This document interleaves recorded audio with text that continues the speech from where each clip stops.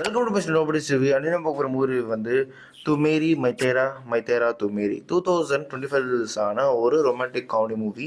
ஒரு வழியாக அந்த படத்தோட பேரை கரெக்டாக சொல்லிட்டேன். ஒரு 2 டேக் போச்சு. அண்ட் இந்த படத்தோட கதைக்கு போகிறதுக்கு முன்னாடி இந்த படம் எங்கே இந்த படத்தோட கதை எங்கே ஆரம்பிக்குது அப்படின்னு பார்த்தீங்கன்னா, இந்த படத்தில் வந்து முக்கியமான character 2 character, hero and heroine. ஹீரோட பேர் வந்து ரே அண்ட் ஹீரோயின் பேர் வந்து ரூமி வந்து ஒரு புக் ரைட்டர்.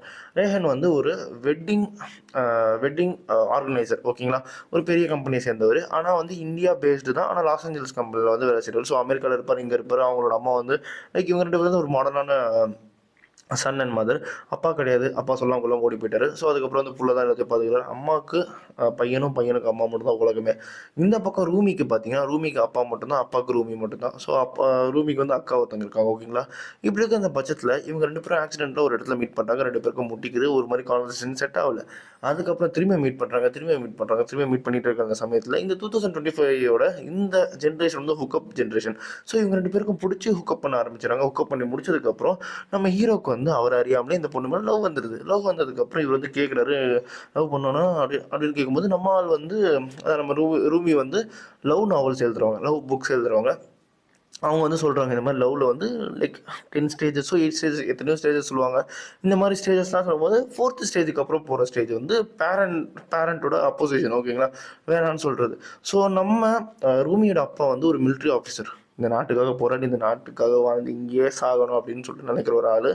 ஃபார் எக்ஸாம்பிள், அதுக்கு எக்ஸாம்பிள் வந்து அவங்க அம்மா இறந்ததுக்கப்புறம் அவங்க அம்மாவை வந்து வீட்டிலே புதைச்சி லைக் அங்கே ஒரு மரம் நட்டுருக்காங்க. அவங்களோட ஆசையுமே அதுதான் பண்ணியிருக்காங்க. அந்த மரத்தையே பார்த்துட்டு தான் அந்த ஆள் உட்காந்துருப்பார். ஓகேங்களா, இப்படிப்பட்ட ஒரு ஆளை எப்படி இவங்க 2 பேரும் கல்யாணம் பண்ணிட்டாங்க, எப்படி அமெரிக்காவுக்கு போக முடியும் அப்படின்னு சொல்லிட்டு நம்ம ரூமி அப்போவே யோசிச்சு ரே வந்து வேணான்னு சொல்லிட்டு வந்துட்டாங்க. அவரால் பிரேக்கப் தாங்கிக்க முடியல. அவங்க அம்மா கிட்ட போய் பேசும்போது போய் பேசு அப்படின்னு சொல்லிட்டு 2 பேரும் பேச ஆரம்பிக்காங்க. பேச பேச பேச பேச வந்து ஒரு லெவலுக்கு மேலே சண்டை அதிகமாயிடுது.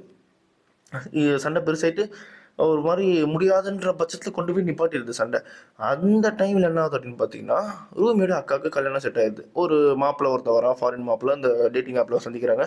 சந்திச்சு எல்லாம் செட் ஆயிடுச்சு. நான் வந்து அமெரிக்காவுக்கு போகிறேன், நீ இங்கிருந்து அப்பாவை பார்த்துக்க அப்படின்ற மாதிரி அக்கா ஒரு குண்டு போட்டான். அவ்வளோதான், முடிஞ்சிருச்சு. நோ ஆப்ஷன் அப்படின்னு இருக்கிற இந்த பட்சத்தில் என்ன ஆகுது அப்படின்னு பார்த்தீங்கன்னா, நம்ம ஹீரோ வந்து அங்கே என்ட்ரி கொடுக்குறாரு. எப்படின்னா, இவங்க வந்து வெட்டிங் ஆர்கனைசர் வாங்கியிருப்பாங்க. வெட்டிங் ஆர்கனைசர் கேட்பாங்க. இந்தியாவில் ஒரு கம்பெனி சூஸ் பண்ணுவாங்க. இவர் என்ன பண்ணுவார் அப்படின்னு பார்த்தீங்கன்னா, நைட்டாக அந்த கம்பெனி என்ன கம்பெனி கண்டுபிடிச்சிட்டு அவங்க கம்பெனியோட பெரிய ஆளுங்கிட்டலாம் பேசி இந்த கம்பெனியோட 75% ஆஃப் ஸ்டேக்ஸை வந்து வாங்கி கம்பெனி ஹோல்ட் பண்ண ஆரம்பிச்சிருவார். ஹீரோ என்ட்ரி கொடுத்ததுக்கப்புறம் ஹீரோ வந்து ஹீரோனிக்கோட ஃபேமிலிக்கு என்னென்ன தேவையோ எல்லாத்தையும் பார்த்து பண்ணிட்டு இருப்பாங்க.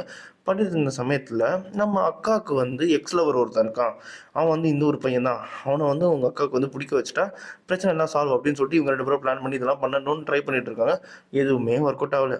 அதுக்கப்புறம் இவங்க கல்யாணத்துக்கு முன்னாடி இவங்களோட பிரச்சனையும் வந்து தெரிஞ்சு போயிடுது. இவங்க 2 பேரும் மீட் பண்ணியிருக்காங்க, ஹூக்கப்பில் இருந்திருக்காங்க. ஆனால் ஹூக்கப்பில் இருந்தாங்கன்னு சொல்லிட்டு தெரியாது. ஸோ அதுக்கப்புறம் இந்த டிஃப்ரென்ஸ் எல்லாத்தையும் தாண்டி ஃபேமிலியோட ஃபேமிலியோட அக்ரியோட எப்படி இந்த கல்யாணம் நடந்துச்சு அப்படின்றது அந்த படத்தோட கதை. இந்த படம் வந்து எனக்கு வந்து ஒரு பிலோ ஆவரேஜாக தான் இருந்துச்சு. நான் ஹூக்கப் கல்ச்சர் கேள்விப்பட்டிருக்கேன். ஆனால் நமக்கு அந்த படம் பார்க்கும்போது என்னடா நடக்குது, அதுக்குள்ளே என்னடா அப்படின்ற மாதிரி தான் இருக்கும். ஸோ அதுக்கப்புறம் வந்து இங்கே வந்து பார்த்தீங்கன்னா இவர் ஒரு பக்கம், அதே மாதிரி அவங்க அம்மா ஒரு பக்கம். ஸோ வந்து படம் வந்து ஓகே, எப்படியோ கொண்டு போயிட்டு படத்தை வந்து நல்லபடியாக முடிச்சிருப்பாங்க. ஒரு பக்காவான ஹிந்தி மசாலா மூவி அப்படின்னு தான் சொல்லுவேன் நான். படத்தில் ஆக்ஷன் மட்டும் இல்லை, ஆக்ஷன் மட்டும் அங்கங்கே வச்சுருந்தாங்கன்னா பக்கா மசாலாலாம் அது மட்டும் மிஸ் ஆகுது. ஏன் அப்படின்னு பார்த்தீங்கன்னா, காமெடின்னு சொல்லிட்டு சில விஷயம் இருக்குது. சில காமெடி நல்லாயிருக்கும், சில காமெடி செட் ஆகல. அதே மாதிரி எமோஷன்ஸ் இருக்குது, லவ் இருக்குது, சாங்ஸ் அடிக்கடி வரும். ஸோ இப்படி இருக்கிற பட்சத்தில் ஒரு யூஷுவல் ஹிந்தி மூவியை பார்த்த மாதிரி தான் எனக்கு ஃபீல் ஆச்சே தவிர்த்து அதுலேருந்து அவுட் ஸ்டாண்ட் பண்ணி நிப்பாட்டுற மாதிரி எனக்கு இல்லை. ராக்கியார் ராணி படம் கூட நல்லா இருந்துச்சு. அதை கம்பேர் பண்ணும்போது இது கம்மியாக தான் எனக்கு தெரிஞ்சுது. ஓகேங்களா, அதனாலேயே இந்த படத்துக்கு நான் ஒரு 2.5 டோனர்ஸ் தருவேன். இதே மாதிரி மூவி பார்க்கணும் நம்ம சேனலில் சப்ஸ்கிரைப் பண்ணலாம். மிஸ் நோபடி சந்திக்கிறேன். Bye, have a great day guys.